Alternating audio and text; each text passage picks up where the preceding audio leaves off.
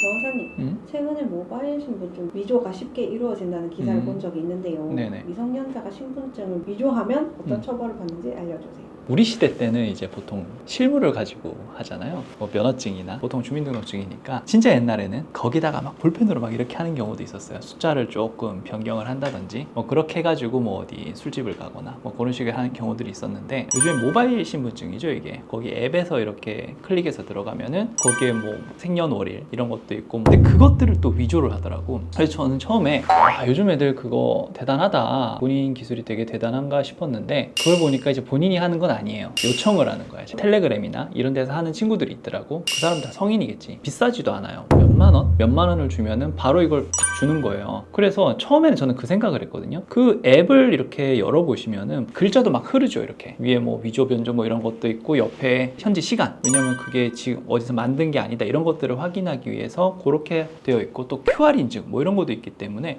그걸 어떻게 위조를 했을까, 업주나 이런 사람들이 봤으면은 다 바로 티가 났을 건데 라고 생각을 했었는데 그렇지 않습니다. 이게 단순히 위조, 변조한 것들을 주는 게 아니라요, 연결되는 링크를 주더라고요. 링크를 클릭해서 들어가면은 거기서 그냥 마치 그 앱을 연 것처럼, QR이나 뭐 이런 건 당연히 안 되겠지만 근데 업주 측면에서도 QR까지 하진 않으니까, 그래서 그냥 그거 보고 이거 성년 맞구나 라고 해서 그냥 넘어가는 경우들이 있거든요. 그럼 오늘은 이 위조, 그리고 또 업주한테 이렇게 제가 성인입니다 라고 패스 앱이나 이런 것들을 행사를 할 겁니다. 그러면은 행사죄까지 같이 들어갔을 때 어떤 처분 정도를 받을 수 있고 실질적으로는 어느 정도까지 나오게 되는지 그런 부분들에 대해서 좀 말씀을 드려보겠습니다. 신분증 위조를 하면 처벌 규정은 어떻게 되나요? 기본적으로 내가 요청을 하잖아요. 이거 위조해 주십시오, 조작해 주십시오. 그건 교사가 되겠죠. 교사가 될 거니까 아마 공전자 기록 위작죄가 될 겁니다. 공문서는 이제 일단 우리가 보는 서류를 말하는 거고, 이거는 전자기록들이잖아요. 그래서 공전자기록 위작죄가 될 건데 이게 10년 이하의 징역형이고 가장 크리티컬한 게 벌금형이 없어요. 이게 정말 큰데, 벌금형이 있다라면은 뭐 사안에 따라서는 성인이 그렇게 한다고 하더라도 벌금형으로 어느 정도 마무리가 될 수 있는데, 그렇지 않고 이렇게 징역형만 규정되어 있다 보면은 잘 돼도 집행유예 선고유예입니다. 그리고 이런 행사죄까지 가다 보니까 행사죄는 동일한 형으로 처벌하게 돼 있습니다. 그러니까 앞에 10년 이하의 징역형이라고 됐으니까 행사도 10년 이하의 징역형이 될 수 있겠죠. 그리고 그 죄 이외에 뭐 딴 게 없냐, 모바일 같은 경우에는 주민등록법 위반도 돼요. 주민등록법 규정을 좀 보시면은 37조에 규정이 되어 있는데 이때는 3년 이하의 징역 또는 3천만 원 이하 벌금까지 되어 있습니다. 이게 한 죄만 적용이 되는 게 아니고요, 내가 하나의 행동으로 여러 죄를 저질렀다면은 그건 상상적 경합이라고 해서 다 처벌 규정이 되는 겁니다. 그래서 사문서 같은 경우에는 그래도 좀 처벌 수위가 낮은데 국가에서 인증한 이런 공문서나 공전자를 조작하고 이걸 행사하게 된다면은 엄청나게 높은 처벌을 받게 됩니다. 그럼 본인이 직접 위조하지 않았더라도 처벌받나요?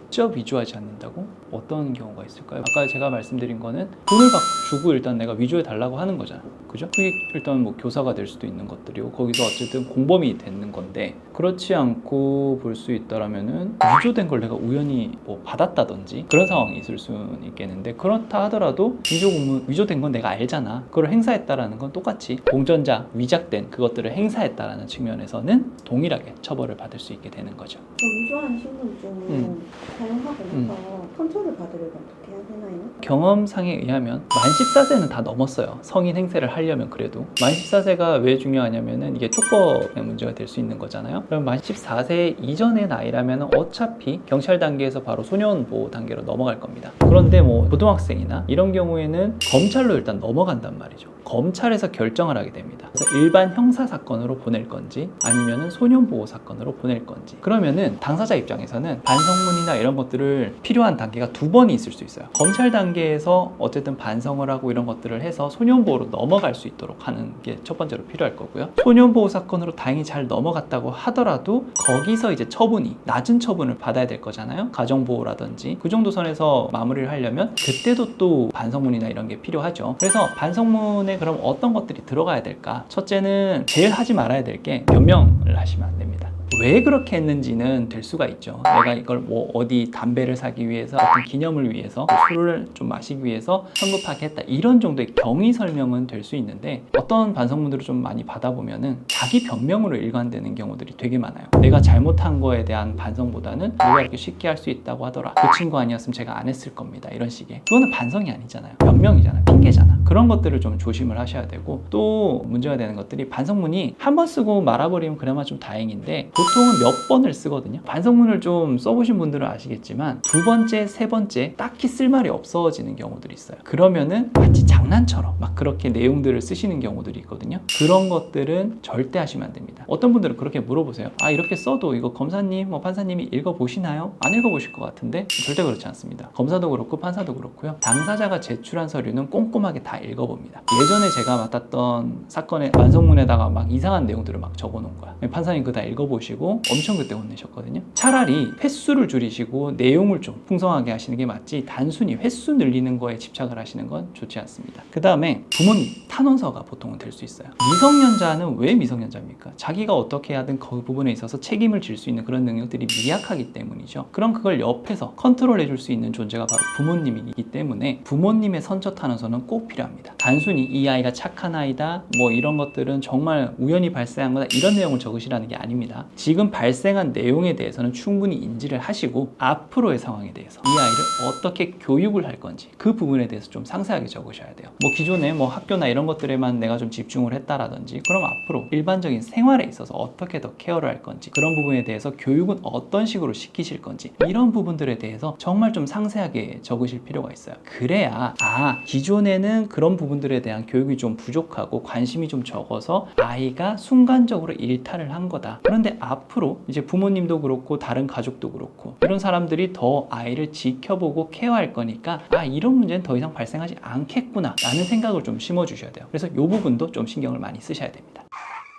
요즘 좀 많이 발생하고 있는 모바일 신분증 위조에 대해서 말씀을 드렸어요. 학생들이 아직은 너무 어리다 보니까 뭔가를 바꾼다, 이 정도 선에서만 생각을 하는 거지, 그게 얼마나 중한 범죄인지에 대해서는 인식을 잘 못하는 경우들이 있습니다. 지금이야 그냥 뭐 술집에 가거나 담배를 사거나 이런 경우를 위해서 한다고 치지만, 성인이 되었을 때 이게 어떤 식으로 이어지냐면은 범죄를 저지르고 난 다음에 내 신분을 바꾸기 위해서 다른 사람 거를 넘긴다든지 이런 것까지 이어지는 경우들이 많거든요. 그렇기 때문에 특히나 이런 공전자 기록, 이런 위작의 경우에는 말씀드렸던 것처럼 벌금형이 아예 없는 겁니다. 그런 상황들을 좀 이해를 하시고, 만약 우리 아이가, 학생인 내가 지금 이런 상황에 적발이 되었다면은 현실을 직시를 하셔야 돼요. 그리고 선처를 받기 위한, 그리고 변명이 아닌 진실된 반성을 기초로 최종적으로 소년보호로 가거나 아니면 검사의 기소유예로 가거나, 그렇게 해서 사건을 마무리하는 방안을 좀 심도 있게 고민을 해보셔야 될 것 같습니다. 이상 이원우 변호사였습니다.